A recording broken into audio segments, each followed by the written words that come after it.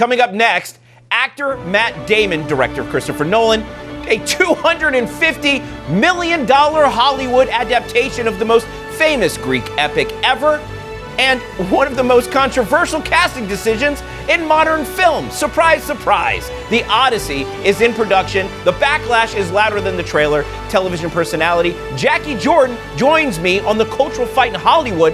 That is next.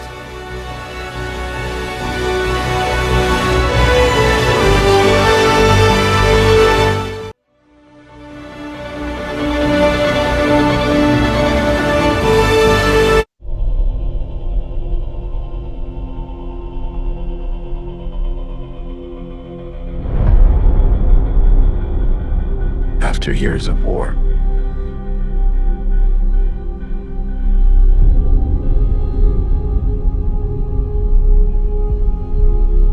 no one could stand between my men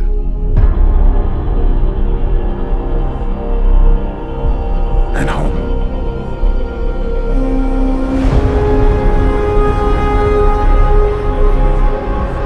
Not even me.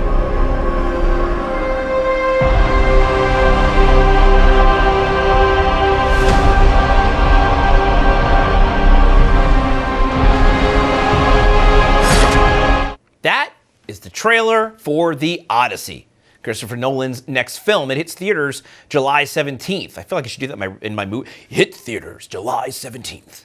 $250 million, the most expensive film of his career. Homer's 3,000-year-old epic poem, the foundational story of Western civilization. And that trailer you just watched is now the most disliked preview of Christopher Nolan's entire career on YouTube. Nolan is not the director you would expect to find at the center of a culture war. He made Oppenheimer, he made Interstellar, he made The Dark Knight. Not the man who normally wades into diversity and identity politics in modern Hollywood, but, this time he did. The cast, Matt Damon, Tom Holland, Anne Hathaway, Robert Pattinson, Charlize Theron. And then come the casting decisions that ignited the firestorm. Lupita Nyong'o, cast as Helen of Troy, the face that launched 1,000 ships. In Homer's own text, Helen is described as fair-skinned and blonde. Well, Lupita, I don't think I need to tell you, she's black.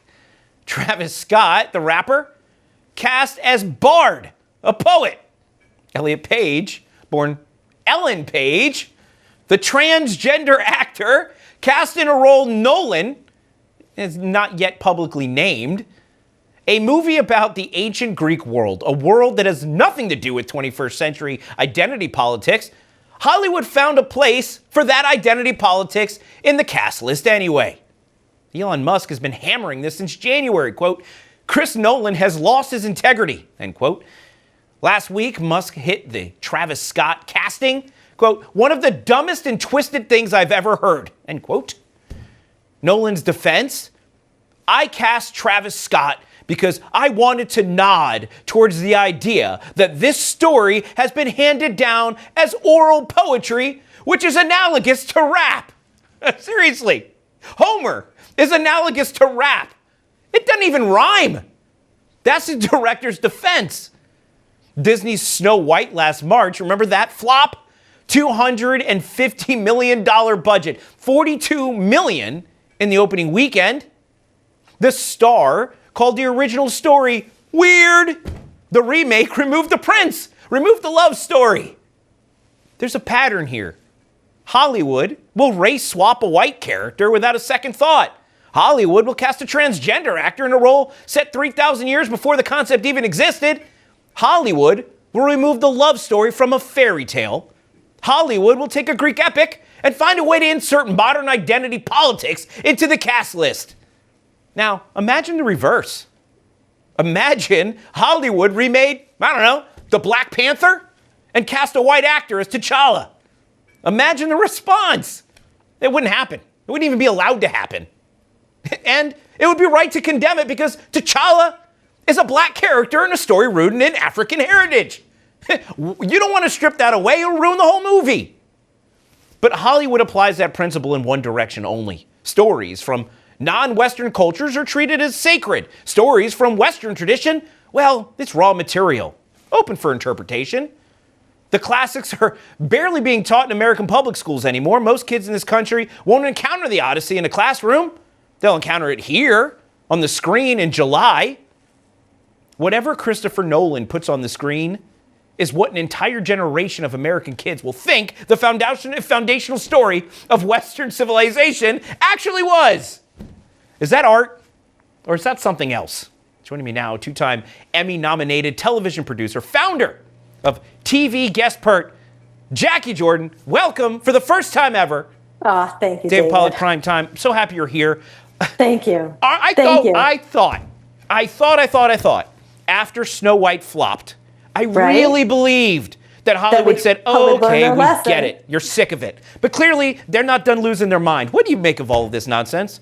Well, I believe this is cultural vandalism underneath the guise of art. And as you said, if we're not teaching the classics in our public educational system, which we're not, which is why classical academy education has become so popular, and Homer's Odyssey, of course, fits into that curriculum, then this is, and as we know, especially from my background in Hollywood over 20 plus years, working with in television and with filmmakers, Hollywood is the biggest machine for social and cultural engineering, and they will throw a ton of money at it and not care about whether they win or lose, such as with Snow White, in order to give the impression of something that it's not storytelling and it's not an art form, it's the engineering part of it. And you can see why Elon Musk is calling this out for it.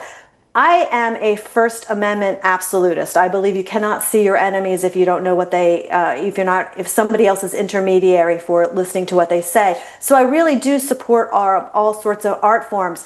But when the agenda is to disroot and change the context of it, the social context of it, it becomes unfair. And what it's doing is it's targeting the younger generations. Now, what surprises me the most so much is, Christopher Nolan is really a revered director. I mean, his movies, as you said, Inception, Batman Begins, these are fantastic movies. He's sublime, he's fantastical, he's sci-fi in his storytelling. And so to take on the classic of the Odyssey and do a DEI checkbook casting for an Academy Award nomination just feels so like, blah, are you kidding me? You sold out. You sold us out. But which is really, I always say, vote with your dollar. So, I hope that this doesn't draw, viewers to the audience like it did for Snow White. People didn't show up for that. And I don't expect that people are going to show up for that. And I think that's why people are really now. And I think also, I think people are so tired, David, you can tell me what you think about this, but I think people are so tired of having the DEI programming shoved in their face under the guise of entertainment. And quite frankly, they're expecting us to go to the movies and pay for that. And I'm not interested in that, the level of storytelling. Yeah. And pay more than ever before. I mean, you go to the movies with your family. Yes. We talked about when Spirit Airlines went under, we talked a lot about how miserable the airline experience has become, where they kind of load you based on how much you pay, and you pay not to be punished. Going to the movies is similarly as, unsatisfying these days. You got kids on their cell phones, nobody has any courtesy, they're talking, and the snacks keep getting noisier. I don't know why they keep making noisier, more expensive snacks. But regardless, I think you're exactly right. People are sick of it. But you said something really interesting. I want to call back to it because it's something a lot of our viewers don't know. In order to even be eligible to win an Academy Award, there's this ridiculous DEI checklist. You have to have certain diversity and certain roles casted a certain way, right? Can you talk about that? Because you're exactly right. That's what went into this. He wanted to be acknowledged for this film. And so he ruined the film by trying to qualify for an award. That's how screwed up these political award shows are. Will you talk about that for a second? I do. Well, I think it's the same thing that we saw with the social engineering with the corporations such as Bud Light and all, it was a Tractor Supply, when the CEOs were getting big bonuses through World Economic Forum plans for diversity and equity in order to push the agenda into their advertising, into the culture, the packaging of the product. We even saw that with Cracker Barrel. My gosh. even in the most recently with Cracker Barrel, which was an institution. And why that ties in, because it all does tie into the way we're seeing our film movies, because those are, of course, our products as well. Once again, we're paying for it.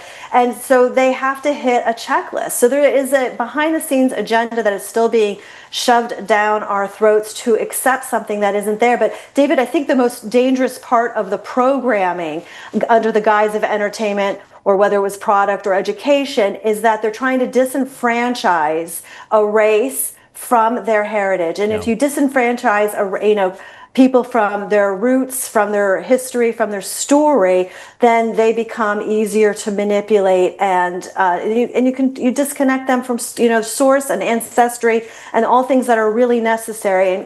And we've been watching so much demise of culture over the past couple of years, and actually culture and ancestry is very important. Yeah. It's very important. It's our connection to sources, our connection to God. Well, I think they do that on purpose, Jacquie. I think in order to make sure that race is in the forefront of everything we do, just like Obama did, they have to put these sort of racial manipulations. And so we're like, well, that kind of bothers me. And then they get to go, oh, see, that's racist. They manifest this division. And it's so sick to see it when we just try to go be entertained. Jacquie, thank you so much for being here. Thank you for this excellent take. And I look forward to having you back again real soon. Thank you, David. Thank you.